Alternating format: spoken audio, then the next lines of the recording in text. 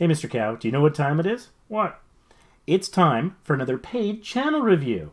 And this time we're going to be doing a gaming channel.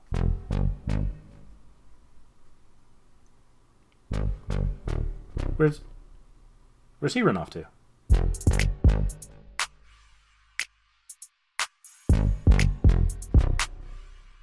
Mr. Cow can be a bit of a dick, I heard that, but he actually might have a point. I think the reason he took off is because gaming channels and gaming videos actually make up a third of all of YouTube. That's why in our Facebook group, which you can find at facebook.com/groups/smallYouTubersBoost, we actually have some rules around when you share a video or a channel, it needs a description. And if you just say gaming, that's not enough for us. Gaming is a third of YouTube, and if you can't describe your video or your channel enough to narrow it down more than that, we don't count as a description. Similarly, if you just say vlog, a vlog can be about anything. So when it comes to gaming channels, it can feel really oversaturated. Now that's a matter of opinion. I think that there are certain games and certain sort of sub-niches that might be a little oversaturated, but that doesn't mean you can't find an audience. So today we are going to be reviewing a gaming channel, and I just wanted to mention that fact about how it makes up a third of all of YouTube, so that kind of is the lens through which I generally look at gaming channels. Is more so than some other channels, I feel like they're somewhat desperate to stand out in a crowd. And so that's sort of the mindset I'm coming at. Now, this is a undirected paid channel review, which means that the person who's requested the channel review did not give me any specific things to target. If you want a paid channel review, you can message me on Facebook, Instagram, Twitter, whatever, and we can negotiate a price and figure that out. It's very reasonably priced. For like half a tank of gas, you can get one of these channel reviews. So, just help keep my Jeep on the road a little bit longer, and I can do this for you. And what you get is a video like this one, which generally runs between 45 and 60 minutes, although I tend to run long, full of advice, feedback, suggestions, concrete things you can use to improve your channel, and feedback from a total outsider who doesn't know your channel. Part of my process is I start by searching the channel name, and I share my first impressions as I go. It's very helpful. Some channels have found it very useful. Ace of Vegas is one that comes to mind. He's been fairly successful since I did a channel review for him many years ago. If you want a paid channel review, you can let me know if there's a particular area you want me to focus on. SEO, thumbnails, whatever it might be. If there's a particular area you're struggling with. Or you can just have it be open-ended like this one will be. Now, these reviews are useful for more than just this channel, because generally speaking, something that is a challenge for one channel is generally a challenge for a lot of channels. And we're going to be covering a lot of topics here, and so we're likely going to come across things that might spark ideas within you or help you address certain problems that maybe you've had challenges with your channel. This channel is called the Gaming Harbinger. Now, Harbinger is an interesting word. I don't know that a lot of people really know it. I kind of know it because of Star Trek. I know it because the first Deep Space Nine PC game was called Harbinger. That's when I literally went and looked up the word and learned it for that. And there's also a season 3 episode of Star Trek Enterprise called Harbinger. I don't think it's a real common word, and so that can be both good and bad. It could be bad because if people don't know what you're talking about, it could be difficult to reach your audience. However, if it's a lesser known word to have in your name, then that can make you unique and stand out in a crowd. There is sort of a risk there. I know that this person does have their custom URL, their channel name built around it, so I wouldn't advocate changing it. I think that it's just good to be aware of those particular issues, that it might not be a commonly known word, but that can be an advantage or a disadvantage, but acknowledging that your audience might not know the word could be helpful. Something to think about. I'm just searching up the name here. So one thing that's immediately interesting to me is the person who contacted me was named Mario, and they have their Facebook profile, because they contacted me on Facebook, and it's interesting, their gender is set to male, whereas the icon here appears to be a young female, I think. Now, I don't want to get into issues of gender identity, and people can identify however they like, and that's fine. I try to accept people as they are. I'm just wondering if it's actually for this person, or maybe it's for someone this person knows that this channel review was bought and paid for. I don't know. The only reason I really bring it up is because sometimes there can be a disconnect, and whenever there's a disconnect between what people expect and what they see, sometimes they can feel like there's maybe been a bit of a bait and switch or something. And the thing is that trust is so difficult to build on the internet, and it's so tenuous that anything that looks, even has the hint or the air of any kind of deception, is often off-putting, especially especially on YouTube where money can be involved, and so there can be so many people trying to make a quick buck. One thing that is often happens on Facebook is if somebody's account has been hacked, they'll often have pictures that don't match the gender or name of the individual. And so that is often a pretty good telltale sign of a fake or hacked account. And so while in the world we want to accept people as they present themselves and as they choose to be, and those things can be fluid, on the internet, when there's inconsistencies, it sometimes can raise a red flag. So that's just a thought. I don't think it's super critical, but I just wanted to mention it on the off chance that that ever becomes an issue. Looking at the profile picture here, it does have some nice colors. The Gaming Harbinger is very easy to read, the text. It's got the nice red and black stroke around it. That's pretty good. And so it looks like it's, I think the term is chibi, where it's a large face and a small body on the character, but that makes it fit within the profile fairly well. And so I think that's good. She does appear to be holding a small gaming controller, and I'm seeing that because I'm looking at this on my desktop. But if I was looking at this on mobile, I'm not sure that the gaming controller would be well seen, well visible. So that's something to keep in mind a little bit. And also there seems to be like another circle sort of behind the person that has white with the red circle and sort of gray pixel dot matrixy stuff, and the red background has a gradient going on. So it is a little bit on the busy side, but it still works fairly well, I think. I don't have a lot of feedback for this.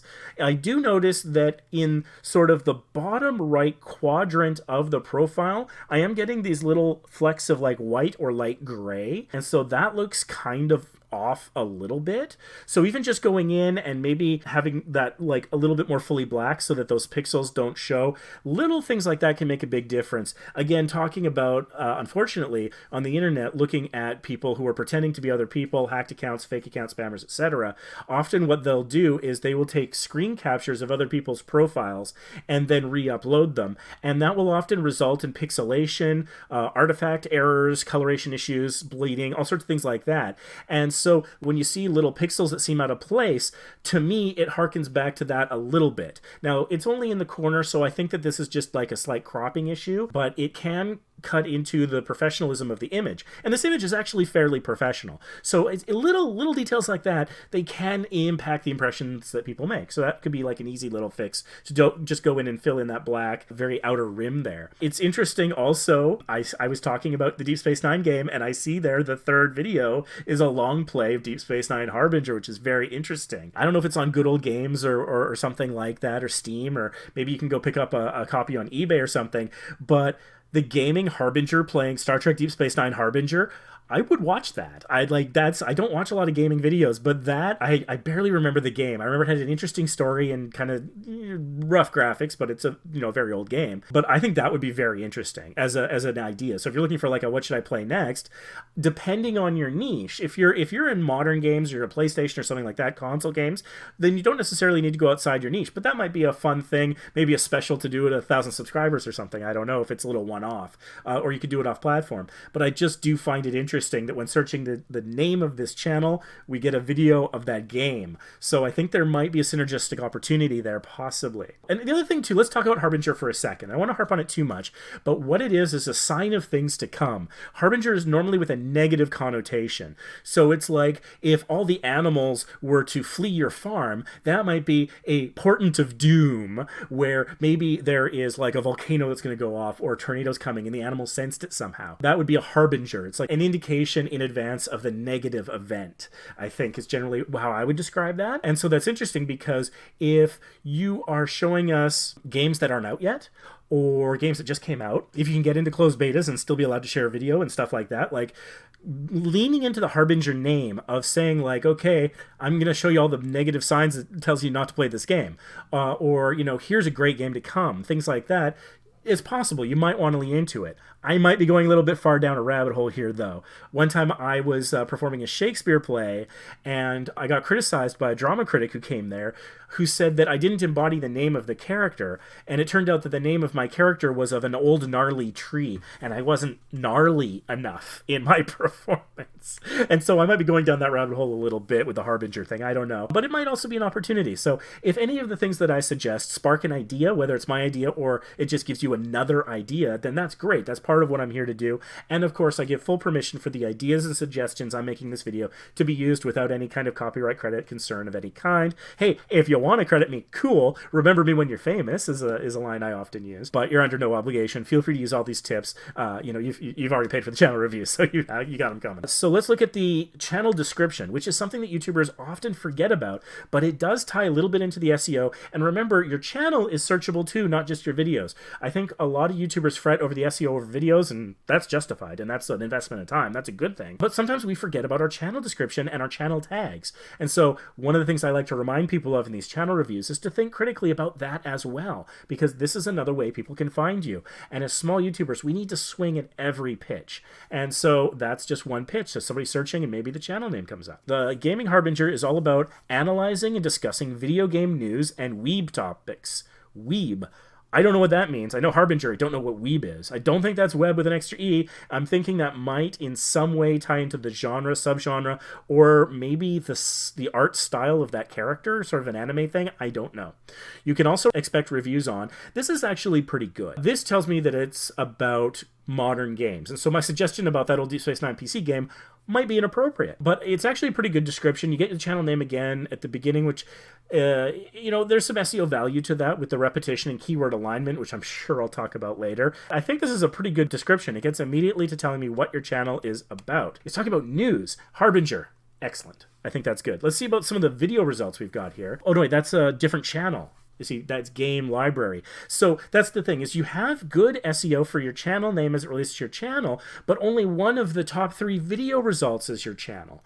And so I think you might want to consider that. I'm guessing that the other video here is probably your channel trailer.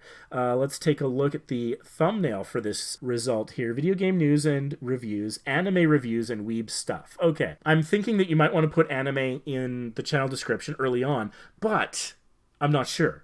And part of that is because the more you have a narrow, focused niche, the more help you're going to get from the algorithm. Now, as creators, we are also artists and we're people. We have a multitude of interests. And so you may choose to cover multiple different areas.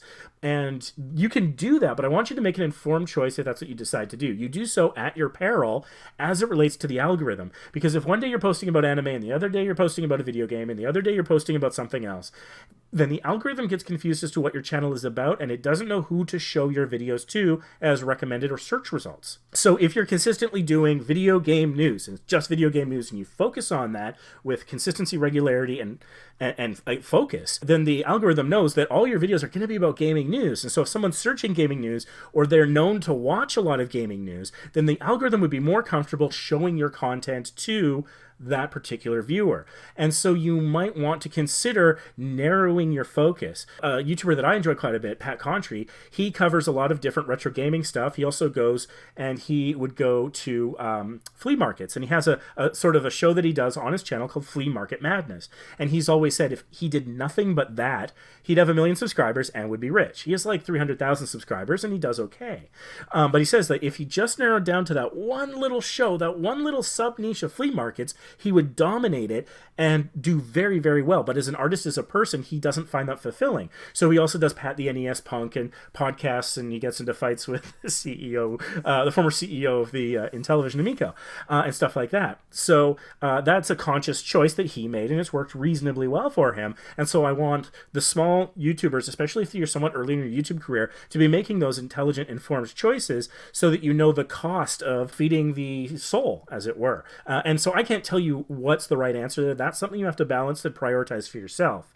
But one thing that's true is that if all you were doing was just anime, let's say, and let's say you were just getting sick of it and you just couldn't take it anymore, that would probably come through in your videos. If it's soul crushing to only focus on one thing, then you know what? Maybe the algorithm's help isn't worth it. But if you can consider narrowing on one particular narrow focus and staying on that as much as possible, then the algorithm is much more comfortable showing your content to people who haven't seen it before. Something to consider. So the description of this, which I imagine is the channel trailer, it's interesting. It's from 3 years ago and has 128 views. Here is the Gaming Harbinger trailer and intro. Watch this to learn what you can expect from this channel.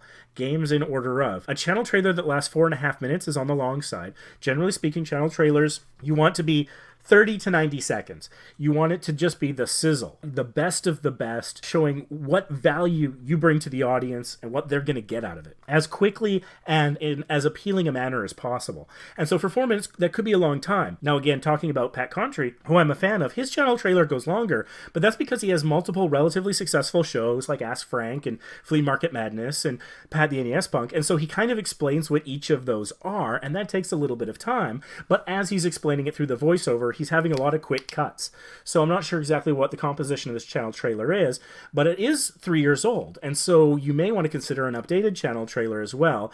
And I would consider having the description of the channel trailer more closely align with the description I'm seeing for your channel, because that, I think, is doing a slightly better job of explaining who and what you are and enticing people to click on it to find out more so than this, because it's talking a lot about the fact that it's a trailer and it's an intro, and that's kind of filler. You can mention those things, but maybe not right at the top where you want to try and hook people in those first 2 lines of a description of the video. Interesting related searches include the Gaming Hound. I don't know who the Gaming Hound is, but if that is someone that you have collaborated with, cool. And if not, maybe it's someone you might want to consider collaborating with, because there's already some sort of association being made between those 2 brands. So that's interesting. The Harbinger Roblox, I don't know if you cover Roblox, but you might, that's an association that is already here. Now, where am I getting this from? This is from TubeBuddy, the Search Explorer. It's also known as the Videolytics tool. This is part of the browser plugin, and you can get this for free. And if you don't, at the very least, have the free version of TubeBuddy, please, please, please click the link in the description. Go get TubeBuddy. Even if you just install the free version, it is very helpful and can be quite a game changer. I personally recommend the Legend level. That is the most expensive of the plans. I'll have a discount code that'll save you 20% in the description if you want. And if you buy a year at once, you save an additional 20%. But that Legend level is a game changer. You get A/B testing, click magnet, and you truly want to improve the CTR in your thumbnails. That's the way to really do it, because it will actually analyze your thumbnails with your audience and figure out what's working and what's not, down to what expression should be on a face, what text you should have, what kind of shot you should use in the image. It is amazing. So regardless of whether you get the paid plan, the free version at least does include this. And so I'm going to be using TubeBuddy functions to help review this channel. Looking at the common tags, we got gameplay, walkthrough, game beauty, which is interesting, game beauty review. And that's interesting. I mean, I talked about how gaming is a third of all of YouTube, and so any way you can niche down. And so if you, and whether it's the Gaming Harbinger or some other gaming channel watching this review, and you're thinking about how you want to define yourself, if you just want to talk about the art and artistry of video games, that is a bit of a sub-niche, and that could be worth exploring. And so game beauty could be a way of describing that. Indie makeup. Okay, I think that's probably somewhat random. Game Beauty Harbinger Palette. Okay, now I'm wondering if there's like a makeup line that uses the name. I don't know. Something to consider in terms of understanding your brand. Anyways, let's dive into the channel itself and take a look.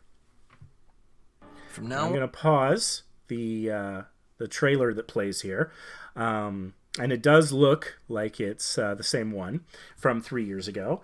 And so just a quick note, sort of housekeeping, I'm not going to be watching any videos for a variety of reasons. I don't want anyone to accuse me of re-hosting their content. I don't want to get into copyright issues. And also watching like a long play video could take up the whole review and wouldn't give you great value. I'm trying to be a little bit more rapid fire than that. So let's take a look here. So this is interesting. We've got what looks to be Japanese characters in the banner, and it says the Gaming Harbinger, reviews and discussions on anime and gaming. And again, anime and gaming, you might want to pick a lane if you want more algorithmic assistance, but that's a choice you can make for yourself. It's interesting. So anime, the Japanese characters, I don't know what those Japanese characters say. If those Japanese characters say the Gaming Harbinger, that's kind of awesome. That would be cool. I don't know if there's any multilingual facets to this channel, but that makes me think there might be. And so that can be good and bad. If someone comes here for gaming and they're not so much into anime and they don't know Japanese and they see something like that, they might be concerned that they're not going to be in English. Or that it'll be too heavily focused on anime. Because to me, what I'm seeing here, and I'm not in the anime space and I don't play a whole lot of modern games other than my Nintendo Switch, then, you know, that can be it might be a little off-putting if somebody's coming here for gaming. I don't know if these are anime characters that also appear in games, though. So if you've got a Venn diagram where anime and gaming overlap, that might be actually your sub-niche. It could be anime gaming. Not anime and gaming, anime gaming. Games based on anime. That might be a good sub-niche to consider exploring. One of the things as small YouTubers that we often use as a path to success is if we try to be too broad, we're competing against too many big players. But if we can find a narrow niche and dominate that niche and begin to grow our audience, the more audience we have in terms of subscribers who regularly watch your videos, they might call them notification squad, the people who get that notification and go click on your video right away.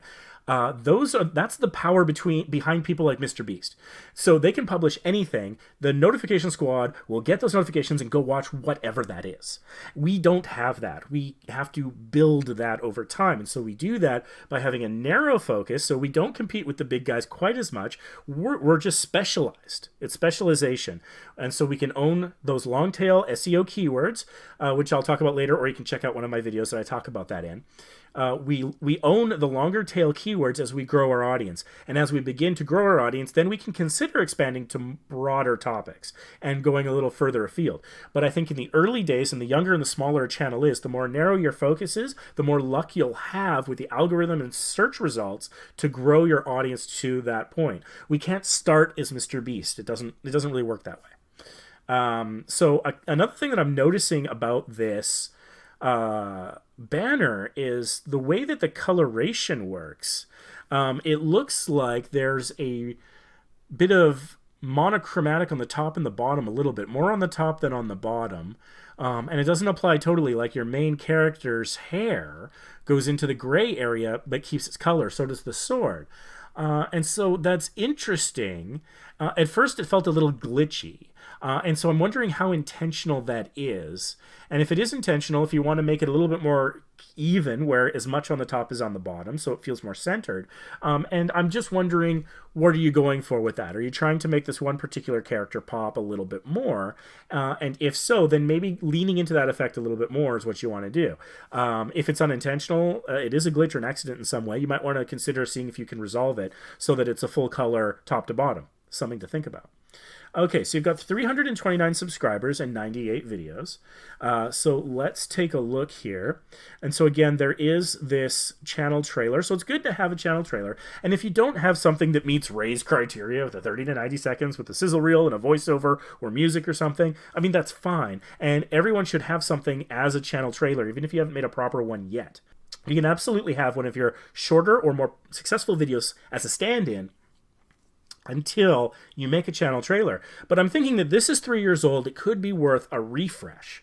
But that's just something to consider. And again, if you want to make a new channel trailer, shoot for keeping it under 90 seconds and have it be the sizzle reel. And here's what I suggest is grab a piece of paper, open up Notepad, whatever you want to do, grab your phone, and just without really thinking about it, quickly try to remember the most amazing moments of video in your videos. The things that were most shocking, the funniest, the most unique, whatever it might be, the things you're most proud of, it looked great, whatever that might be. As I'm saying this, if you're thinking of things, jot those down, and if you can create a quick cut of those, and then you can just set it to music or a voiceover that might explain the value you bring to your channel. Hey, I'm the Gaming Harbinger, and I'm going to tell you about the upcoming games so you know when the doom is coming and when the fun is coming. Whatever. You can use those exact words if you want. I give you permission. They could be better. You could probably workshop those. But whatever it is, and you could do something like that. And if you don't have that or you're not comfortable doing that, another option is just to set it to music. You could use the original audio or you could just set it to music. One kind of trick that I suggest is if you're having trouble finding music for videos, and as a gamer it's probably not so much an issue, but if you are, Epidemic Sound is fantastic. I'll include a link to that in the description as well. And what you can do is go get your free 30-day trial. Everything you upload during those 30 days, those videos are fine. You'll own them forever. And so that's the time when maybe you make the channel trailer using some of their music, and they also have sound effects, so you could do music and sound effects and get that channel trailer up using that during the free period. You don't even have to pay for it. It's also a pretty reasonable service. I think it works out to like $12 a month or something, depending on your currency and various things. But if you're needing sound effects or music for your videos, that's the professional option where you don't have to deal with copyright issues. So let's see here. We got videos. So presumably this is just your recent uploads. 13 days ago, 1 month ago, 2 months ago. Let me just click on videos to see if that's correct. Yes. Okay. So I think generally speaking, this is called uploads, not videos, and so videos is not a great descriptor because it's YouTube. Everything's a video except for community posts. And who goes to YouTube for community posts? Maybe if you're a fan of somebody, but I don't think they go looking for pictures and text. They come here for videos. It's YouTube. It's what it's all about. It's the tube, right? And so instead of calling it videos, you could say recent uploads, recent videos. That might be a little bit more telling so that people know right away. What I'm looking at here is your most recent stuff in reverse chronological. So basically from newest to oldest. So that's interesting. I notice here you have something that says a lame channel update, which I have good and bad feelings about. Channel update videos historically don't do well. Again, I know I keep talking about Pat Contry. He used to do them and he went and deleted them all because he was embarrassed of them, and they didn't perform well for him.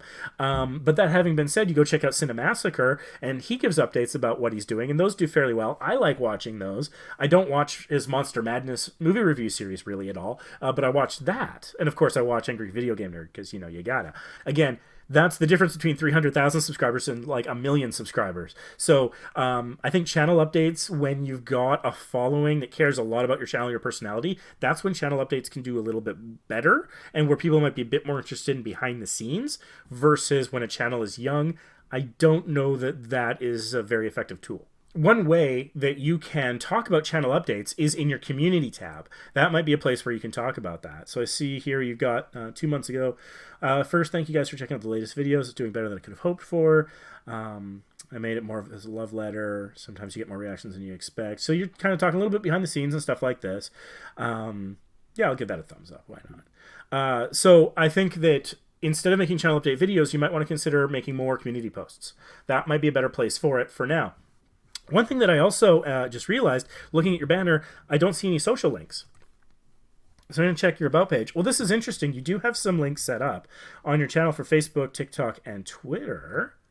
I'm just quickly hopping over to my Vacation Impossible page. This is my primary channel, and I just wanted to show you in the bottom right-hand corner of my banner, you see I've got a link to my podcast on Spotify, I've got a link to my Patreon. I should probably reorganize these. I've got Instagram, Facebook, and Twitter, and those pull from my About. And of course, I've got additional ones like my podcast on Stitcher, you know, the LinkedIn, iTunes, etc., etc. And so one thing that I would recommend is setting it so that some of those links do appear on your banner. Yeah, so for example, I see that you've got your Facebook here, and it looks like you're sort of sharing additional sorts of things, memes and what have you on Facebook. So including a link in your banner to your Facebook might help grow this page. And there is ways of monetizing pages on Facebook as well, although they're kind of tricky. I'm just learning about that now myself, actually, as I monetize my pages. And I'm also noticing here, like, you know, there's memes and stuff that you're posting. You may want to consider posting some of this kind of stuff as community posts on your channel as well. Just a thought. That's kind of cool. There she's like in a Christmas dress, and that's kind of cool. Your character there. So that's interesting. And then, of course, you got your Twitter and your TikTok there. It's interesting. So your TikTok looks to be a little different than your YouTube channel. Looks like this is like maybe some convention stuff. And then this looks, yeah, it's installing some equipment. So that's kind of interesting. And so you may want to consider repurposing. If you still have the original footage from the TikToks, maybe you could use them as shorts. Do you have shorts? Oh yeah, okay. So we've got a little bit. Anime Fest, that's what that was. Okay. And that's installing the SSD into your PS5. Interesting. So you might want to consider bringing also, if you still have the original source, don't take the downloads from TikTok that have the watermarks and re-upload those as shorts. That's a big old no-no. They've got part of their algorithm detects that watermark and will bury those shorts. And you could also get into issues of reused content, even though it's yours across platforms. It's a whole thing. But if you have the original footage that was shot vertically, you might want to consider those as shorts, possibly. Also, partly because I'm noticing that you're not uploading with with super great frequency, 13 days ago, 1 month ago, 2 months ago, etc. If at all possible, if you could pull off uploading weekly, I think then you might see a little bit of algorithmic assistance there as well. And one of the ways that you could do that is by making greater use of the community tab as well as your shorts. But generally speaking, when something is new within 7 days, it actually gets that new tag on it that sometimes you see on desktop and other places. And so when your channel has that new tag, it does give an algorithmic, what I call a micro boost, to your channel and your other videos. One thing that I've observed from many, many years on YouTube is if I've gone for a little bit of a stretch without uploading and then I do upload something, I find for that week after that upload, it's not just that new video that gets the benefit of there being new content on the channel. I notice that my other videos get more traffic as a result as well. The impressions go up, the views go up. So if you can manage once a week, great. If that would burn you out, don't do it. It's not worth that. I don't want anyone getting burnt out by trying to do too much too fast, any more than I would want you to, crush your soul by only focusing on one little thing, if that's the result. But if it is something that's possible, if you could do batch recording, and again, have a bit of a content schedule possibly where maybe you have... because if you're going like a month between uploads, maybe you could do something where it's like a community post 1 week, a short another week, a long form video another week, something like that. That might work well for you. I notice here that you've got quite a few playlists, and that's good. So you've got Gaming News 2022, which is, okay, that's interesting. E3 2019. Putting the year on something can be a little tricky, but given that you're talking about news, that might be appropriate, I think. That's probably okay. Convention stuff. I enjoy convention myself. I like going to Portland Retro Gaming Expo and Emerald City Comic Con. I went to most recently ECCC, and that was pretty cool. Got to meet David Tennant and some other folks, so that was kind of cool. I was a little obnoxious at the Scream panel, so yeah. Anyways, I was giving Matthew Lillard heck about there not being a Hackers too, and Skeet Ulrich a little heck about his poorly performing movie Chill Factor. So anyways, yeah, I like the convention stuff too. One thing I've noticed is my convention videos do not generally perform well on my travel channel, even though I'm traveling to a convention, but yeah, sometimes it's shoehorning that stuff in. And so that might be something to consider. Let's take a look at your videos in terms of what is performing well. Okay, so looking at your videos, when sorted by what's popular, what is Xbox All Access is clearly your most popular video, 13,000 views. New Fatal Frame Update 2020, 7,000 views. So I'm imagining that hasn't been getting a lot of views in a while. But that's sort of interesting, what to expect from Team Ninja. I mean, I'm not familiar with these franchises, but it's interesting how the video that performs best is this What is All Access? And your thumbnail says, so I decided to try Xbox All Access. So that's kind of cool. I think that if you're wanting to play around with your thumbnails, and that might be worth doing, and you can do that without risking your algorithmic momentum using the A/B testing feature through TubeBuddy, is you could do variants. And so what I would suggest is maybe take, if you're still getting a little bit of traffic on this Xbox video, do a version that doesn't have that Gaming Harbinger red banner there, and take out the word so, and just say, I decided to try Xbox All Access. And see if those little changes, if that gets a better CTR than the original. One thing that's great about TubeBuddy's A/B testing is it'll switch back and forth between two thumbnails, and over a period of a couple of weeks, it'll gather data from your real audience and the people who actually get these impressions, and it'll tell you which one performs better. By and large, in my case, most of mine, the new one has performed better, but I just recently ran a test where the original outperformed the new variant, so I just stuck with the original. But you can do that without risking your momentum. If you go in and you change a title, a description, or tags on a video, that's like slamming on the brakes with YouTube, and YouTube's got to take a new look at this thing, and they don't know what they got. So you can do that, but I only recommend doing that to videos that have fewer than 100 views in the last month, in the last 28 days or so, because then you're probably not getting huge traffic out of it anyways, and so it might be worth the risk. Anything more than that, you're bringing in enough of an audience every month that you don't want to necessarily mess with it. That having been said, through TubeBuddy's A/B testing, you can play around with thumbnails without interrupting that momentum at all, and that can be a real game changer. So I'd be curious to see, check your CTR, that's click-through rate on your individual individual thumbnails and see what's working better than others. One thing I think that you're doing very well is your font is nice and easy to read fairly across the board, particularly on these top performers. And more recently, yeah, I mean, it keeps it up. It's interesting that you add the Gaming Harbinger to your thumbnails. And yeah, I'm thinking maybe try unbranded variants to see what that does. Because if it's a name that people don't recognize, they might be less likely to click on it. I understand there's a branding value there, but at the volumes we're talking about, I'm not too concerned about the brand recognition factor. I think CTR is more important to focus on. So let's go back to the home page here.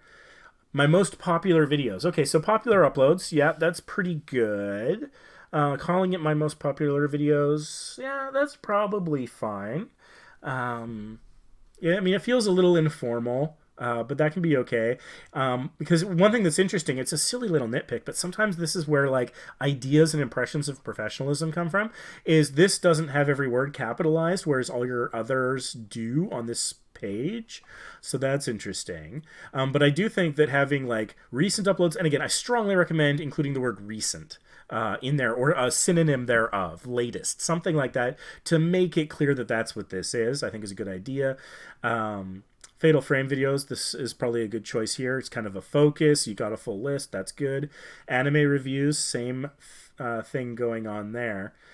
Shorts, yeah, and like I'm saying, you could probably get a few more shorts to fill this out a little bit. Shorts is an interesting thing that's going on. YouTube, I think, is afraid of TikTok eating its lunch. And so I think Shorts is obviously a response to TikTok. And as well to things like Reels and stuff like that. But those also feel like it's all just responding to TikTok. And so it's interesting, TikTok is facing some possible regulatory restrictions. And so it's interesting to think about, like, if TikTok went away or got banned in a country, for example, where would people turn to get that kind of content? And I think YouTube is a logical place that they would probably go to. I wouldn't be surprised if the people at YouTube were just praying to whatever gods they believe in that TikTok gets banned, because that would probably be a huge boon to them. But I think that having some shorts in the mix is maybe not a bad idea. I think the jury's still out as to the algorithmic impact. Some people say that, oh, you know, because shorts are shorter, anticipated watch time goes down. I think the algorithm is starting to understand that shorts are different from long form. And so I think it's slowly improving how it's handling that. And so there can also be a good opportunity here. For example, if you want to monetize your channel, one thing I've heard a lot of reports about is that shorts are good for growing subscribers. I'm not entirely convinced myself, because that hasn't been my personal experience, but I've heard it from enough people in our Facebook group that it might be worth considering. And again, like I'm saying, you know, if you're having to go more than a week between content, shorts can be a way of kind of keeping things alive. So the way that shorts work to manage expectations, the vast majority of them you'll upload, and then sometime within the first 48 hours or so, they will appear on the shorts shelf. That's where you're scrolling through your phone, maybe possibly on desktop, but much more likely your phone, and you're just seeing short after short after short, and it's not necessarily things you subscribe to, and it's just sort of this is kind of that's like impressions. This is kind of your shot. And so oftentimes someone will get 100, 200, 500 views on their shorts for like an hour somewhere in that first 2 days, and then it just stops. And so people are trying to apply the logic that they have from long form content to the shorts. Doesn't really hold up, because the way you get to it is so different, because that's just scrolling through a feed like you're on TikTok. And so when you get that hour in the sun, or hours, or a day, or days, whatever it is, it generally at some point stops. The shorts shelf is a flash in the pan. It's quick, but it doesn't really last unless your short is driving engagement. Unless people are watching it more than once, clicking like, commenting, subscribing from it, those sorts of things, then it's not too likely to stay on the shelf for very long, or at least it won't be coming up as frequently. So that, I just want to manage that expectation of, you know, because maybe you put up these 2 shorts and they didn't perform the way you wanted. But I think that it might be, like I said, worth doing if there's gaps in your content schedule where you can keep things sort of alive and reminded, and you can try multiple paths to success, multiple paths to finding that audience, and find out for yourself if maybe that would drive some subscribers. I don't know. But it might might be worth trying. And so that's the flash in the pan, but that's not all shorts can be. Because if you still go in and have like a title that keeps SEO in mind, we've got tutorials on this channel that shows you how to do that. And I think this is pretty good. Friendly People at Anime Fest in Dallas, that's pretty good. Yeah, PS5 SSD installation, that's pretty good. So they still can come up in search, as well as on the shelf and in recommended. And so go in and still write a description. Go in and still add tags and whatever else it will let you do. Now, again, shorts is an evolving thing. So, like, you used to be able to change the thumbnail and now you can't. And who knows what the future will bring. And so, you know, but I would say, and just general advice for all videos, as much as possible, go in and use every feature that YouTube gives to you. People say, like, oh, are tags still important? Well, they're not the most important thing, but they still have some importance because they do get scraped not just by YouTube, but Google and Bing and DuckDuckGo and Yahoo and other search engines that are still out there. There's more than just Google. Trust me, I get traffic from them. They will scrape that metadata as well. So even though YouTube says, oh, it's only for, you know, typos and stuff, which I don't fully buy, to be honest with you. I believe almost everything YouTube says. That one, experientially, that hasn't been totally the case. I've improved my tags and watched my videos do better. So I don't think it's nothing. I don't think it's just typos. That's my conspiracy theory. It's about the only one I've got as it relates to YouTube. But even still, these things are scraped by those search engines as well. So going in and putting in those tags and stuff like that, pinning comments, replying to all the comments, that general good best practices, as much as possible doing those on shorts as well, you can still get a little bit of traffic through the search. And that's one thing I've noticed is, like, I've had a short, it got its couple hundred views on the shelf, and then it went dead, and then somebody was searching some of those terms that I had in the SEO, and so it got a little views from search, and then it kind of got back on the shelf a little bit more, and so now I'm getting like some dribbling views with some consistency from both the shelf and from search and from recommended. It's not the amazing, you know, 500 views in an hour that you might get on the shelf, but it's still something that performs over time. It's bringing in an audience to your channel. It could be a gateway to your other content, and so I think that's worth considering. Down here you have the homies, which I don't know. I mean, that doesn't appeal to my style and my sense. It's also not capitalized, so there's that inconsistency again. But just linking to other channels, I don't know. That adds huge value personally. You know, back in the day, they used to have a box up there where you could have featured channels, and that was a whole separate thing, and that worked well. Having this at the bottom, I don't know that that's driving much traffic. And I don't know that it's giving value to your audience. It's great that you want to support other creators. And if these are your friends, you want to support your friends. It's great that you want to do that. But really, when it comes to YouTube, we need to be almost laser beam, hyper focused on providing value to our audience. And so looking at this, I don't necessarily know what the value is. And so that's just something to think about if you want to be using that space there for that. Or would you be maybe better instead, you could remove this and instead have like another playlist as a row up here. I don't know. I'm thinking, just looking at your thumbnails, I like the consistency. You're doing some really good things here with your thumbnails, where you kind of have this balance where it's like image and text, and you're being very smart because you're putting the image where the time code is and the text where it's not, so that it doesn't get covered. So that's very effective. And like I said, your font's very good there. So your thumbnail design is pretty good. I'm very curious as to what your CTR is, though. People often ask, what's a good CTR? And so in my experience, you know, if my CTR is under 2%, my video has pretty much been assassinated. It's dead. No one's ever seeing it.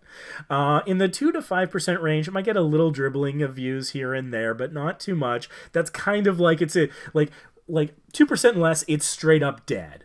Like 2 to 5%, it's in witness relocation. It's in witness protection.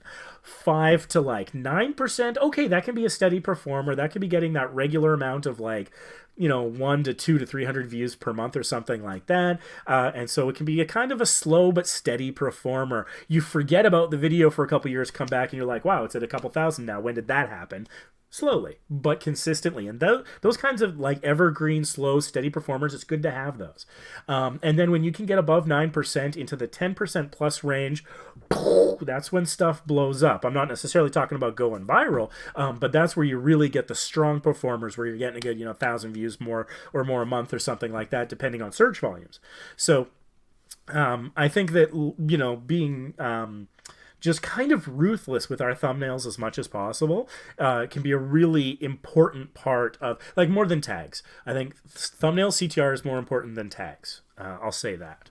I think they're both important, but they're important to different degrees. Let's take a look here. Okay, so let's take a look at your channel description. As I mentioned at the top, I like looking at channel descriptions. I think sometimes the channel description comes into play, I think, at 2 points in the audience journey. One is if they happen across your channel in search results, so that's the first 2 or 3 lines, very important. But then I think that there is a moment when someone's maybe watched a couple of your videos, starts recognizing the name, and they might want to know a little bit more about you. Or maybe they're already subscribed and watching consistently, but they still want to know a little bit more about what you're about. And that's sort of like the moment where, I don't know if you've heard of the true fan theory. The true fan theory states that if you have 1,000 fans, that you can effectively sell $100 worth of whatever to every year, then you're making $100,000 a year, and that's a livable wage in pretty much everywhere in the world. And so true fans are these people who will watch everything you put out. They're the notification squad, but they might even be a step more than that. If you were to do a live, they might do the super chat. On videos, they might do a super thanks. They might give you stars on Facebook, those various things. If you do have a link to a product, maybe an Amazon affiliate link, they'll be more likely to click on it. If you were to put out like Pat Contry used to put out DVDs, now he puts out books, t-shirts and stickers and all sorts of stuff. And his true fans will buy almost all of that. I am a true fan where I buy most of it. I buy all the books, I buy all the DVDs. I don't buy the stickers, I don't buy the t-shirts, but I buy the other stuff. And I go see him at convention. And so when people are looking to make that transition from, oh yeah, I kind of watch that channel, to I love this channel and I will recommend this channel to my friends and share it, that's what virality is when people you don't know share your content.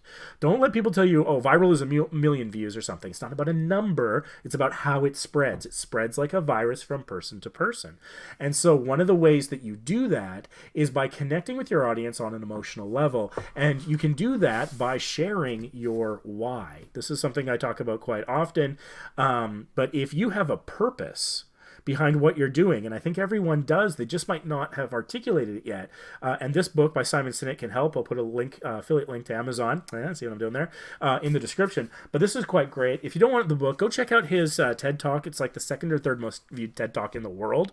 So check out a couple Simon Sinek videos. Talks about if people are behind the why of what you're doing, if they share your values, if they believe in what you believe, that's when you really have that emotional connection that begins to create true fans.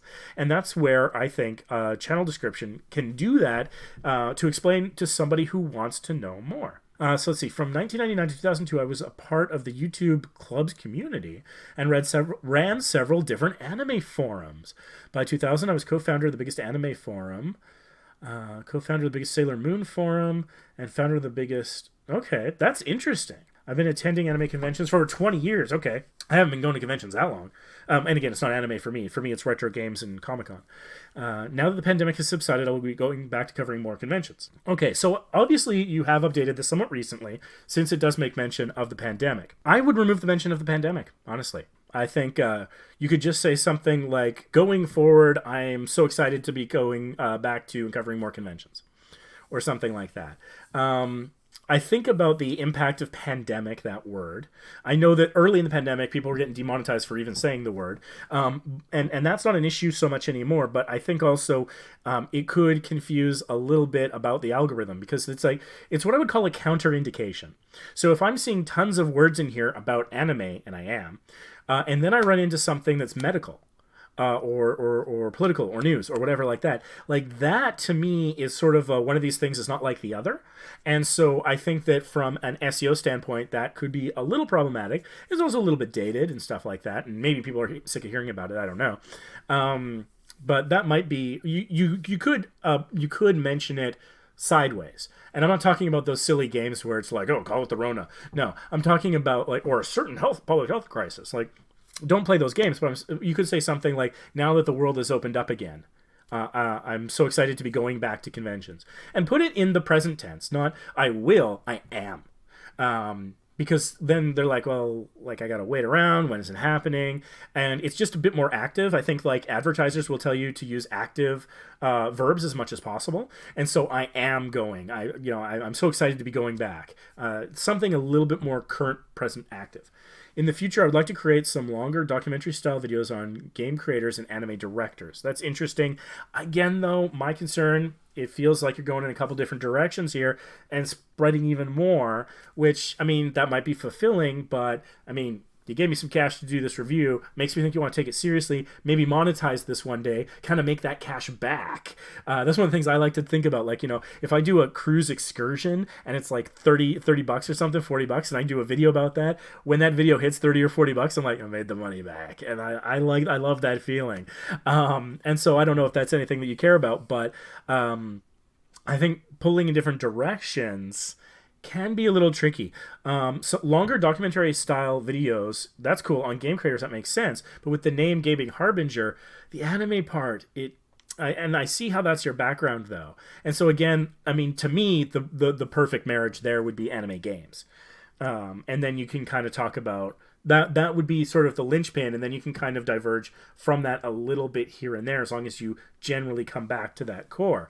So it's interesting talking about the future, but what's missing here is your why. Why do you have a channel? You obviously like video games and you like anime, but I think it might be good to sit down and maybe again read the book or watch the YouTube clips of the TED Talks or whatever. But ask yourself, why are you doing this? I think that's an important question, and I think the answer, if you can share it, can mean a lot to your audience. And not just here. If you're thinking about redoing that channel trailer, that is a great place to share your why, where you can sincerely, with your full throat, with your full chest, whatever that phrase is, show that you are really passionate about and you care about it. And, I saw something the other day, I think it was on TikTok or something, and they were like, something that makes a person attractive is when they're on a mission. They have a mission in life. They're out to do something. They're passionate about something, and that makes them attractive to the opposite sex, or indeed even the same if that's what they're going for. But they say that was something. It was like, I don't know why relationship advice came up on my TikTok, but it did. That For You page is crazy. Or the short shelf. It might have actually been the short shelf on YouTube. Anyways, and so what's your mission? What's your purpose? What are you trying to accomplish here? And so you have been involved in this community for quite some time. You have some bona fides and you share them, and I think that's a good thing. But like, where does your passion come from? What does it mean? Is anime a wonderful way to step outside of yourself and escape, depression? Or the stress of daily life? Or, is it that you believe that anime, because it's animated, is free of the bounds of the limits of practical and special effects? Or do you believe that anime has a better understanding of world building and storytelling, and so it's more immersive than what you might get in non-anime content? What is it about it that sparks your interest? And if you can articulate that could be a video maybe. Again, I don't know if it ties into the gaming dimension, but it could, again, if it's anime gaming. But also you could talk about the gaming thing. What about the gaming? It makes you passionate about it. One of the things I do is I support Child's Play charity through the Mario Marathon. It's been years since we've had a marathon, but I was passionate about that for a good decade. And if they ever come back, I will hop on a plane with like no notice to go to Indiana to raise money for this cause again. And that's because when I was young, I had appendicitis. I was in the hospital for a month, and the little bit of video games or TV or whatever I could have made that experience so much better. And there are studies that show that children have better outcomes when they have that around, and also it's better for their mental health. When asked how long their stay was, they'll underreport the duration because of those things. And it helps preserve their childhood at a time when it's hard to feel like a child, when medical professionals are asking you and probing you and operating on you and God knows what else. And so for me, I'm incredibly passionate about about that, and I like to think that that comes through when I talk about it. And that is what I think made me a good representative of Child's Play Charity through the Mario Marathon when I was one of their top social media performers in terms of like promoting them. And also I was invited to be on the broadcast for a couple of years, and they had me come back. I was the only one who was invited back more than once. And I think part of it is because I think my passion for it comes through. And so if you can tap into and identify what your passion is and then share that, that makes for a greater, deeper connection with your audience. Why does someone watch Philly D for the news instead of, you know, NBC Nightly News, something like that? Why do they make that choice? And I've read a bit about this in terms of like psychological studies and things. And part of the reason that when people are asked why, they say authenticity. And so that is a single word. Like, let's unpack that. What is the authenticity? Authenticity is that you're getting his actual reactions. He'll mention when he thinks something is stupid. He'll be there in a t-shirt. He might use, you know, crass language, but it is authentic. And so when you turn into ABC's Nightly News or whatever, you got, you know, Mr. Muir or whatever his name is in the suit reading in that journalistic voice, film at 11, you know, and you know he didn't necessarily write what he's reading. You know it's coming off a teleprompter. He's in a suit. He looks the same every day. And so it feels a little less human, I guess you could say. Now, for some people, that's what they want. They want maybe a little depersonalization. I mean, if we're hearing about tragedies or economic issues or a virus or whatever, like, just the facts, ma'am, is sometimes what you need. You don't want somebody pulling their hair out, freaking out. That might not be what you need to, you know, I want the information. I don't want to get upset. But a lot of people want that connection to real, honest emotion. And that's why people don't like used car salesmen. And that's why people will buy because of an influencer, not so much because of a commercial. People know when they're being sold something that's been prepackaged. They come to YouTube and influencers and social media for a more authentic experience, which I think could also be described as a more sincere experience. So if you share your why, and you can articulate it, and don't be afraid to share it, because there's going to be people out there that believe in the same things you believe. And I don't think you're doing this just to make money. You're not saying, I want to be rich and I like video games, and so here's my play. One of the things that I think gamers get a bad rap on YouTube, and I'm guilty of making this assumption as much as anybody, in particular, I think Mr. Cow is guilty of this. He's definitely somebody who I think, you. I think Mr. Cow assumes that if you're a gamer, you just think that if you point a camera at yourself when you play a video game, you're going to get rich. Is that right, Mr. Cow? You got it. That's what I thought. Is that what this guy's doing? I don't think so. Oh, okay. So you like this channel then, right? This is a good channel. I like anime. I'm out of here. Okay. Well, he likes what he likes. What can you do? But the point is, you know, they say find your tribe, or however you want to phrase that. And part of it is being vulnerable, being open, and expressing why you do these things. Why do you care about this? You reached out to me. Thank you. You paid for this channel review. Thanks. I appreciate it. Helped keep the Jeep gassed up. I appreciate that. My family appreciates that. But why? That's very serious. But looking here, it's not apparent. It's not apparent in your About page. It's not apparent in the videos here. If I were to try and figure out. And so, okay, small anime conventions can be lots of fun. Yeah, okay, absolutely, I would think. Like, I like Portland Retro Gaming Expo more than Comic-Con because it's smaller, it's more intimate, it's not as insane and, like, you know, oppressive all people-y and stuff, and you can get, like, maybe a more human interaction with the creators and stuff. And so that's something that I like about that. And so, yeah, okay, I can see some of these things, but I think that part of what sets you apart from everyone else is what you're passionate about. And going for that as much as you can is a good idea. Now let's take a look at your latest video. I'm not going to watch the video. I just want to take a look at some of the metadata. There you are. Yeah, that looks like your picture from Facebook. So again, I mean, if somebody sees an anime girl and then they come in and they see you, there's not a lot of similarity there. There could be a small feeling of bait and switch. I wonder if you could have somebody do a commission of you in the anime style. Then I think that might be cool as a potential alternative. Again, it's about that authentic self and connecting with people. Let's take a look here. So again, this is the Videolytics tool on the right-hand side here, which TubeBuddy, you get this for free. And so there's a few things going on here. One thing that I've noticed is you have a couple of comments and you've hearted them, which is fantastic.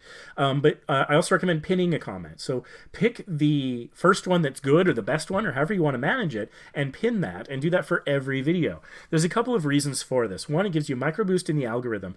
All those little tools that YouTube gives you, the more of them you use, the more the algorithm has data to crunch on, but also it shows them that you're serious about the platform, that you're taking advantage of every opportunity. And so you do get a little bit, that's my experience. When I do these little things, I get a little bit of boost. And when I do enough of them, then it starts to compound and it snowballs and you get an effect out of that.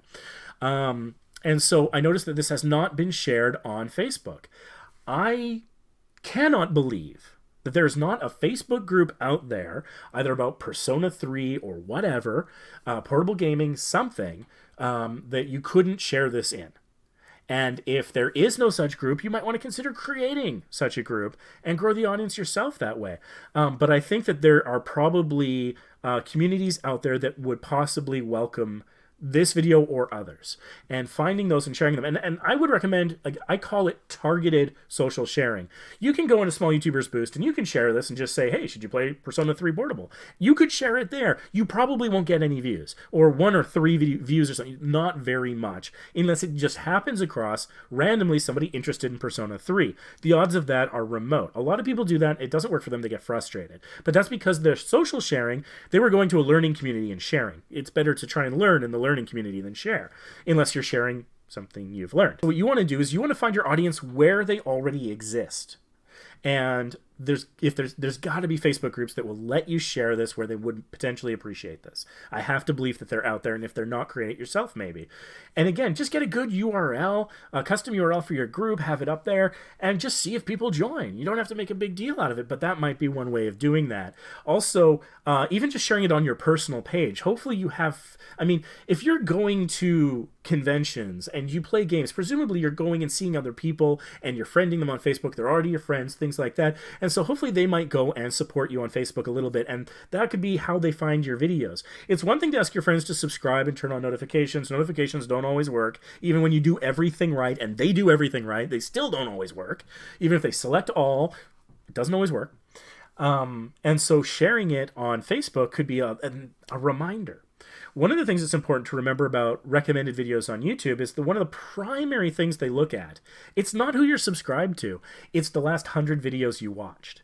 So if you go down a rabbit hole of rabbit videos, then you're just going to get rabbit videos suggested. If that's all you've watched for the last 100 views, you're going to watch that recommended panel, it's going to change. Or if you're watching the news because something's happened, you know, they indicted somebody, or there's a virus, or, you know, whatever's going on, and you wanted to learn about it, and so you watch a bunch of those videos, all of a sudden, your recommended is going to be a lot of that. I went down a rabbit hole of live PD. These are like, you know, it's basically cops, but it's like a little classier. Not everyone takes their shirt off. It's like A&E. And so it's like cop chases and arrests and stuff like that. And it's interesting. And so I watched a few of those, but I've watched, I guess, a lot of them over the last 100 that my recommendations panel is just flooded with that because my most recent 100 watched videos. And so people forget, and if you're an infrequent uploader, that is a greater risk for you. So sharing on Facebook so your friends can be like, oh, right, he makes videos. Oh, right, he's got a new video out. They might watch it because they're interested in it. They might just watch it to support you, but it's probably worth doing if you're not. Now let's talk Reddit. Again, I have trouble believing that there's not going to be a Reddit community out there, and I'm guessing you haven't shared this on Twitter. Twitter. Let's talk about Twitter for a second. It's gone a little nuts with Elon and everything, and I won't get into the politics of that. But Twitter can... The least you should do on Twitter is have a Twitter with your channel name, so you can lock down the username at the bare minimum. And then when you have that, every time you upload a video, there's that little pop-up that comes up. You probably see it on desktop where you can just share to Twitter, and it's just a click. And it's the easiest thing. You click. What I like to go in is it says via at YouTube. I delete that via at YouTube, and then I just tweet it. And then I'll probably pin that as my pinned tweet in the name of my channel. And then I might go retweet it from my personal account. And sometimes some of my friends and family, if they like the video, want to support me, they'll do the same. Now, that's not getting me necessarily huge traffic right away. But here's the thing. I was just ranting about how YouTube notifications are broken. And so what are some of the alternative methods of getting around that? Twitter can be one of them. If your Twitter is nothing but announcing every time you have a new video, that's not bad. Because if people are sick of the notifications not working, and you can say this in your end screen or something, be like, hey, YouTube notifications aren't perfect. If you want to make sure you don't miss a video, follow me on Twitter. I tweet every time I send a video out. And so that can have its own little notification squad, and it takes virtually no effort at all. I do have a video on this channel about setting up your profile fully on Twitter, which you can do, but even if you don't do that, I think it's worth just create the account and auto share it every time as just a bare minimum. A 9-minute video that doesn't have chapters, I notice. So whenever a video gets into that neighborhood, I think like when it's in the 9-minute plus, 8-minute plus range, chapters is really good. If you're talking about different aspects of the game, okay, here's why the remake is great, here's why portability is important, here's why the original game is fantastic. Maybe I'm going to talk about all the good, and then I'm going to talk about all the bad, and then I'm going to have a conclusion. Each one of those things I just said can be chapter headings. Now, that's good for a couple of reasons. For one thing, it helps people navigate your videos. If they get tired waiting for what they want, they get frustrated, they go away. Now, if they leave the platform, if they close the window, close the app, or go to like Facebook instead or something, that's really bad, because what YouTube does not want is you to be the reason people are leaving the platform. And not having chapters can be one of the ways that that can happen. But if you have chapters, I know some people think, oh, chapters, then they're just going to skip to what they want and not watch my 20-minute introduction where I sell my Patreon or whatever. But the thing is that the alternative is they're going to click away. It's not that you're taking them away from watching the whole thing. That hasn't been my experience. That's not what I've been hearing. But here's also what's important about chapters. It forces you to do some SEO work, because those chapter headings I'm talking about improve the SEO in the video. The description is still really important, and the SEO value in the description is still important, more so than tags. And so by having those in the chapters, which chapters, if you don't know, are super easy. You just type 00:00 space the introduction, and then the at 3 minutes I talk about this. So 03:00 space the the great parts of Persona 3 or whatever. And so you're getting those SEO terms in your description that way. But that's not all. But wait, there's more. The other thing is that search engines pick up on that. And actually what search engines have been doing more and more is they don't want to be search engines so much as answer engines is a trend that they're going towards. So if you type in a question, they want to get you the answer, and they want to get you straight to that answer. And so if your video answers it, they've been putting video content much higher up, but they've also been indexing it to the time codes from the chapters. And so if there are two videos about Persona 3, and one has no chapters and one has chapters, and somebody searches like, Persona 3 portable, benefits, or I don't know, problems, whatever. It's a bad example. I don't know Persona 3, so I can't think of a good example. But the point is, if somebody searches that longer tail keyword of like, oh, should I play the Persona 3 portable remaster? And you've got a chapter that says, so should you play it? That's the title of your video. It's a bad example. But the point is, if your chapter heading matches that question, then it will put your video up and it will suggest people start at the beginning of that chapter, and it'll be right there. Versus someone with no chapters, not as likely to show up in that search result. And so chapters can be a huge opportunity to get new traffic from search engines, as well as assisting in your SEO work. So that's something that I would mention. I see here you've got 3 hashtags. That's pretty good. This description's pretty short. Yes, everyone should play it, but I don't want anyone to get a version of the game that was never right for them. You can bulk this up so much. And there's a couple of different ways you can do it, good and bad. Let's talk about a couple. One, just go in and summarize what you said. Don't worry that people are going to read the description and not watch the video. That almost never happens. Early in my YouTube journey, somebody gave me advice. They were like, pose the question, but don't answer it in the description. No. Pose the question early in the description, answer it later, because that answer is going to have all that juicy SEO stuff. And some people might want to go and read it as well as watch the video, but it's not going to hurt you. It's only going to help. And so if you can go in and just stream of consciousness best as you can remember, Persona 3 is fantastic, but there are so many different versions, and it's important you get the correct one. Here's a list of the various versions and who I think should go for each. Okay, there's this version on this platform, and it's great for people who XYZ. And then there's this version on, I don't know, like the PS3 or something, or more portable, on the 3DS or something, or on the Switch or whatever, and like, okay, that works for these sorts of people. But if you really want to appreciate the graphics, you're going to want to play it on a home console or whatever. and just put that in there. So summarize. You could even take a transcript. This is a trick. If YouTube auto captions it, go in, correct any errors, export the captions, copy the captions, put it in the description. Boom! Giant, very good description potentially. Another thing is just think about all of the keywords that you want people to look at. Like, okay, let's see here. Persona on PC and Atlas, I see, are tags that you've put in here. I don't see Atlas in the description. I don't see Persona on PC as a phrase in there. So another thing you can do is just look at all the tags that you put in there, and I think you should max out your tags. TubeBuddy can help suggest tags. Have more tags, max out the tags, and then look at those tags and be like, okay, make sure that I have all of those in organic, human, easy-to-read sentences in my description. So that's another strategy that you can have for that. It's not keyword stuffing if you put it in sentences that flow. Don't be like, how do I put all these keywords in? Be like, oh, what can I say about Atlas? What can I say about Persona on PC? And let those be prompts for you to write sentences or paragraphs in the description. That's the effective way of doing it where you don't get in trouble for keyword stuffing. And so here is the third thought, which I don't fully recommend, but if you're struggling, ChatGPT. A friend of mine's done this a little bit. I've experimented with it a little bit on Instagram. Particularly for me, it's Instagram. I have no problem going on about my videos. But when I post a picture on Instagram of a cruise ship or whatever, I just don't know what to say. And so I've been playing around a little bit. I'll go on ChatGPT and I'll be like, please write a Instagram picture description, including hashtags, about the carnival celebration leaving Tenerife. Something like that. It could be a picture of us sailing away. And then I'll see what it spits out, and then I will edit it. It's a prompt. It's a starting place. It's not an end place. But it will... I have no idea where to begin. The blank page is so intimidating. For me, when I'm writing a description of a picture. For video, it's no problem. I don't know why it is. And so what I will do is I will use that as a prompt, and I'll go in and I'll correct any errors so it's not lying.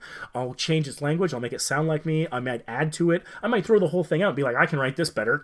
But it gave me an idea. By seeing it done wrong, it gave me inspiration on how to do it correctly. So that's like 3 different ways that you can bulk up your descriptions. And from an SEO standpoint, descriptions are very impactful. Title is number 1 in terms of SEO, but descriptions come number 2. And so you'll notice in this SEO score up here, it only gives you a 20. And that's because you'll see tags in description is 0. So that's interesting. Oh, come on. Wait, hold on. Well, no, wait, that's not totally fair. You do say Persona 3, because you do say Persona 3 Portable, and one of your tags is Persona 3 Portable. Maybe because of the different capitalization, it's not picking up that connection. But nevertheless, there's a lot more that could be done there. And so I think that's important. And, I mean, I think I'm a little bit over my hour, but I'm going to do one last bit here because I think a lot of what I was talking about in your channel was saying, like, hey, good job, and that doesn't help you a whole lot. So let's try... I talked about Facebook. I talked about Twitter. I glossed over Reddit, didn't I? Let's go back and think about Reddit for a second. Let's take your title. And, oh, by the way, for the love of God, copy your title into the description. Gives you something that I call keyword alignment. If you say your title in the video, you caption the title in the video, the title is the title appears in the description, and the title appears in the tags, YouTube's going to have confidence that that's what the video's about. But if the title doesn't appear in the tags, and it doesn't, and if the title doesn't appear in the description, and it doesn't, I don't know how confident I am that that's what the video is about. It's a simple thing. Every single one of my videos, you can look. I think probably without exception, unless it's a very old video that I haven't re-optimized, you're going to find the title somewhere in the description, probably right at the start. And so I strongly, strongly recommend doing that. Again, be careful about editing old videos. If you're getting more than 100 views per month, let it be. But for anything where you're getting less than 100, consider going in and optimizing, as I've talked about. Bulk up that description. And the tags. Max out the tags. TubeBuddy can help suggest tags. But let's see. Should you play Persona 3 Portable? I'm now going to search that on YouTube and see what comes up. So, Persona 3 Portable, a reason to play. Now, this could take me a moment, but here we go. First try. Often when I try this, I got to do this a few times. First try. All right. Let's do this. Look at the Videolytics tab there. And notice how it has 6 upvotes for this video on Reddit. Okay, so if this video is being shared on Reddit, I wonder where. I can find out just by clicking this little gray box. So it's being shared in our persona and our Good Vibes Gaming. Now, if we go back to the video, we see that this is a channel called Good Vibes Gaming. They got their graphic. They've got their verified check mark.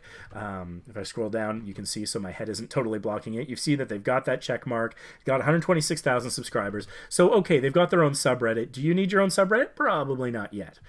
But also in persona, it got shared. And so in r/persona, it was okay to share this video. So this subreddit here is clearly okay with at least someone. You have to indicate what system you're talking about, potentially, or the series or whatever. But do we have a lot of video shares here? I'm not seeing much. Oh, there we go. Down there. There's one. So that's interesting. And look at that. This subreddit has 189,000 users. And 613 of them, I suppose 612, counting myself, are here right now. And I had to scroll to find one video. If I was in the mood to watch a video about Persona and I'm in the subreddit, I had to go all the way down to find that thing. But the subreddit seems to be okay with things being shared. Let's see. You gotta watch out for spoilers, relevant flares, keep it relevant. No porn. It's sad that they have to say that. Credit any work you post. Don't spread misinformation. I don't see anything here that bans sharing your videos. So there is a potential huge audience right here. And so just to review how we did that. How did we do that? Because not all your videos are about Persona. How did we do that? I took your title, I searched your title, I found the top video for it, and I used the TubeBuddy browser plugin, and again, this is free. I found you an audience of potentially 100,000 people in like 35 seconds using a free tool. Come on, man, let's harness them superpowers. Especially when it's free. So just click on the gray box there. And then you can see the specific subreddits it's shared in. And you can do similar with Twitter. So it will bring up every tweet where that video link has been shared. So you can go see how a successful video in that particular niche or on that particular topic is doing. And you can go see on Twitter what hashtags were being used. Now, don't copy exactly what the tweet was and just change the link to yours. That's a dick move. I don't think you want to do that. And so anybody watching, don't do that. But go and be inspired. Okay, he shared the video in the form of a question. What an idea. Or, he said something that was controversial, or she said something that was, and this is a dirty trick that you could try. Sometimes people intentionally say things that are wrong or misspelled just because the correction army is going to come along and correct them, and that's going to drive some engagement. I don't like doing that because it's a little dirty, but at the same time, if it's a controversial thing, sometimes you got to figure out where your line is, and don't push it because, clickbait. And again, one thing you'll notice in that subreddit we looked at, misinformation was not allowed. So you want to be careful about that kind of thing. But you can see how they're doing it. So for example, what if they were just finding people asking questions about, hey, is Persona 3 any good? And they were replying with a link to their video. Maybe that's a good way to get it out there. You can see the hashtags that were used, the text that was used, and how it was interacted with, which things got retweets and which didn't. You can see what works and what doesn't by seeing what other people have done. And again, don't copy, let it inspire you. Okay, so, it might be, hashtag console Persona's the best, and that might not be what you believe. So then you could do hashtag portable Persona's the best. And that's how it can inspire you to do your own version. And maybe the hashtag just straight up makes sense. It could have been, P3 on PS5 or something. You're like, oh, I didn't think that I could turn that into a hashtag. But yeah, that kind of makes sense. Persona 3 on PS5. Okie doke. And so you can see what the hashtag is. And so that's how you can use this free tool to go potentially find some audience on Twitter, potentially a huge audience on Reddit. And be prepared, if you're on Reddit and you do share, That is the Wild West. Their TOS is very loose about things like harassment and bullying, and Twitter as well. Actually, it's gotten pretty bad there. Facebook has gotten much more restrictive. There's certain words you say it, the bot will come and you'll get flagged. You'll get in trouble. And so the rules about harassment and bullying on Facebook is actually really strong. It's enforced, and there's a lot of tools around it. And so like Facebook groups are the place where it's a little bit of a safer space. But if you're wandering into Reddit and Twitter, that's when you're probably going to find the keyboard warriors who are going to be like here is a crazy story, slightly off topic, but I've done my hour.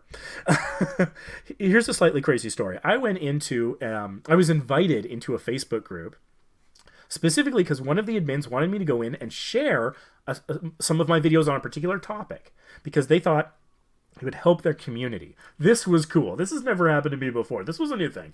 And so I went in and I was sharing some videos as instructed by the admin. I was doing it as a favor to them. They asked me. I was all too happy to do it. And someone came along and he was like, yeah, I got you banned from all of the travel groups on Reddit. And I got your Reddit account shut down. I'm like, what? There's a second where he had me wondering. And so I quickly logged on to Reddit, and I'm like, nope, my account's still fine, and I'm still in all the subreddits. Like, nothing's missing. Don't know what he's talking about. And so he was just going on and on about how, like, I got you banned, and I'm so proud of getting you banned. And I'm like, I do not know who you are talking about, but I am not banned, sir. He's like, oh, you had all these fake accounts. I'm like, only ever had one Reddit account in my life. I'm not that active on Reddit. You know where I'm active on Reddit? The Star Trek subreddit, because I'm a giant Star Trek nerd. That's where I was active. But also in some other, travel groups and things like that. Anyways, the point of the story is that on Reddit, people can be vicious. So, fortify. Man up, as they used to say, but I think fortify is the bit more PC term nowadays. Fortify yourself and your heart before you go into Reddit or before you look at any comments or replies on Reddit because they can be vicious. And don't be surprised if you don't get banned from a subreddit or two. And don't take it personally. If you're not already active on Reddit, I suspect you're not, just not a lot that you're going to lose if you get banned from a subreddit or two. And don't put it on yourself. Don't get too upset about it because let me tell you a story about how I did get banned from one subreddit. And this was many, many years ago, and I know it wasn't this dude who did it, let me tell you, because it was before I shared any of my videos. It was one of the first times. I went to a travel subreddit, and they had a couple of rules. One rule was only share content you've made yourself. Rule 2, no self-promotion. How do you do both of those at the same time? Their rules directly contradicted each other. And it even said like, oh, and please share your travel videos. Like was something that in the description it said. So I was like, okay, well, it's my content. And it says don't share other people's content, only your own original. And it's a video. They want me to share my video, but they say no self-promotion, so I don't know what the hell. I just give it a try. And so I shared one of my videos, and in 7 seconds, I got banned from that subreddit. And you just gotta laugh about it. Because, like, I had never been in the subreddit active previous. Their rules were a mess. None of that's my fault. So I didn't lose anything of great value to myself. And so in other places, like I've shared some of my videos on occasion. Sometimes I'll go in and instead of just sharing my video, I'll go in and I'll try to find questions that my video might answer. And so I might reply and like they could be like, oh, what's the dress code on a cruise ship? And I'll be like, oh, generally speaking, it's similar to business casual. Here's my video that actually breaks it down in detail for you and shows you some examples. And so someone might come along with, well, you're a spammer just advertising your YouTube channel trying to make a penny off of this person. You're pathetic, whatever. And the thing is, like on Reddit, that kind of stuff generally, they just kind of let happen. And it just kind of flies. You can get into it with them if you want. Not if it makes you look bad. Like, if you can respond with gentle, good humor, then that's okay. But if you're just going to get into a pissing match, then that doesn't make you look good because other people are seeing that too. And so it's bad for your brand. And so you could just ignore all those comments. Just vote them down and move on with your life. And so similarly on Twitter, you could share something and I'm sure someone will make it political in no time at all. You could say something like, oh, the best Persona 3 is a portable version. You got to play it on the go. And someone will probably come along and like, well, that's ableist. What about people who can't leave their houses? You're a jerk. that kind of thing can happen. And so, like, ignore it or take it with the giant grain of salt that those ridiculous comments deserve. Put them in an appropriate context for your own mental health and things like that. Don't do it when you're feeling vulnerable. You know, like, if you just broke up with your significant other, that's not the time to check your Reddit comments. If you just had a bad day at work, it's not the time to check your Twitter mentions. Just go check out your view count. The view counts, you know, they might not make you happy, but they'll never call you names. But seriously, that I think is a way that you can really potentially grow your audience. And especially if you want to continue doing this thing where, again, I was recommending against it for algorithmic reasons of like anime, gaming, you know, various different subjects you want to cover. If that's what you want to do, then the algorithm will not be as much of a friend to you as it otherwise would be. And so what you need to do in situations like that is rely more on SEO and targeted social sharing. SEO will still have limited value because the algorithm will be confused, but at least your individual video with things like chapters and good descriptions and lots of tags can come up in search engines. That video, the search engines don't care so much about, oh, are all your videos on this subject? You know, Yahoo doesn't give a damn. And so you can still get traffic in that way through the SEO dimension, and you can still get traffic through targeted, again, I want to stress that word, social sharing. Don't blanket share your stuff everywhere if you're uncomfortable on Reddit. We do have a subreddit, Small YouTubers Boost, that you can go and play in. It's like a little sandbox. You don't generally get in trouble. We don't generally call you names. You know, we don't generally allow bullying. You could just go in and like, oh, what if I post a link in a text post versus sharing directly to it from, you know, my upload screen or the share button on YouTube? Or what if I, you know, do it this way? What if I do it that way? What's it going to look like? How will it display? How will it display on the, like, in the actual Reddit post versus the summary for the subreddit?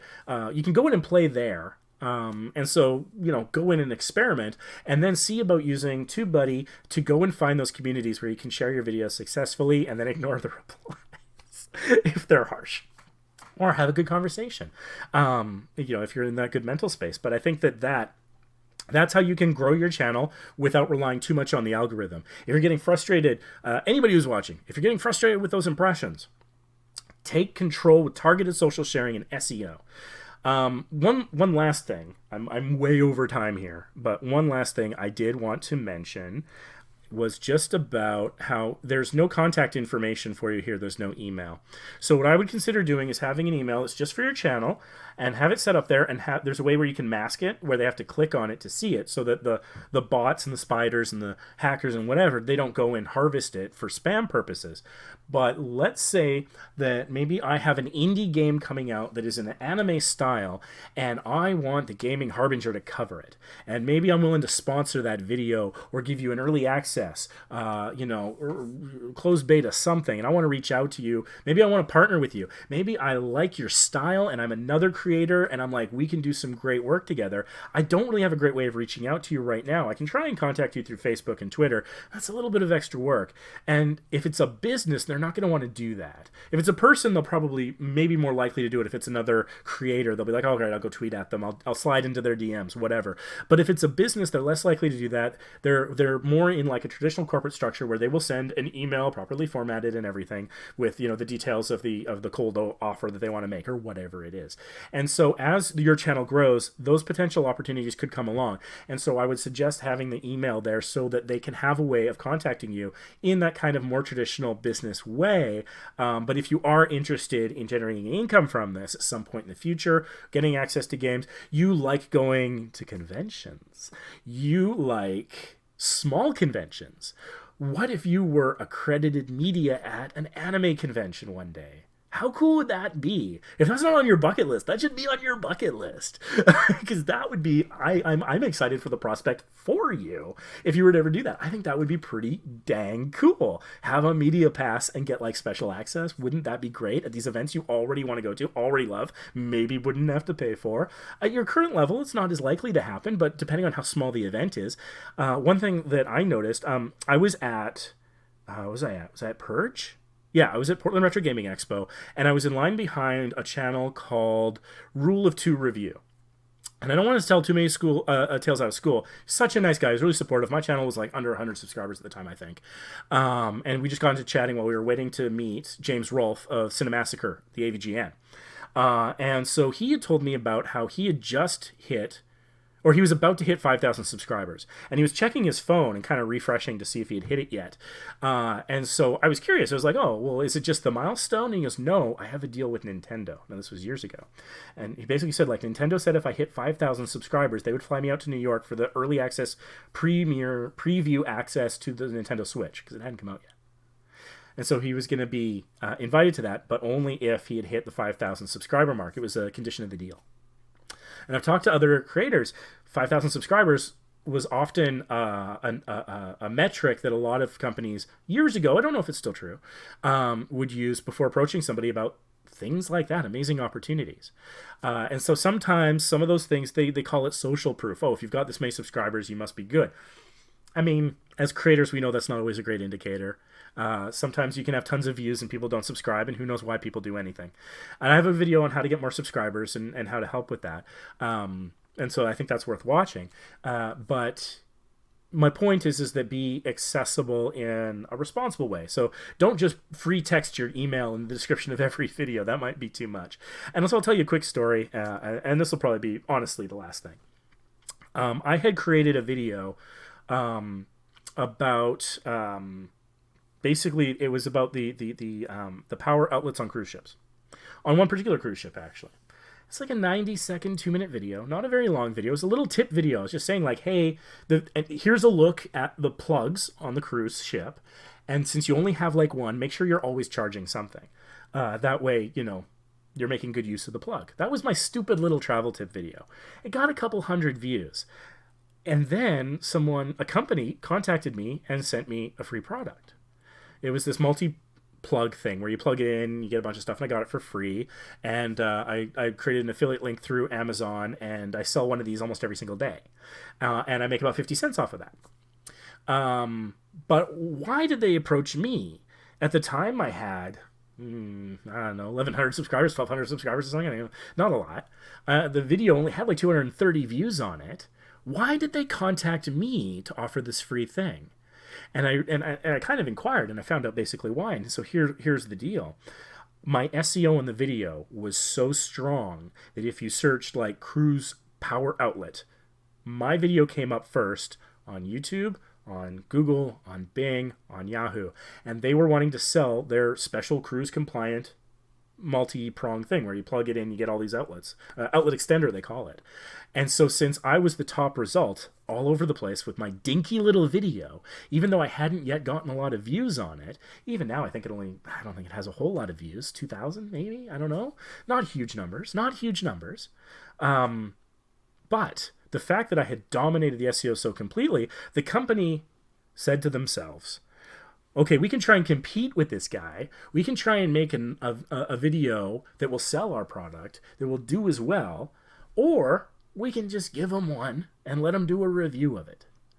And so the scale of everything was small. And so, like, you know, as channels get bigger, as audiences grow, you know, it's more than just a free one. You could ask for a sponsorship. You could negotiate a deal.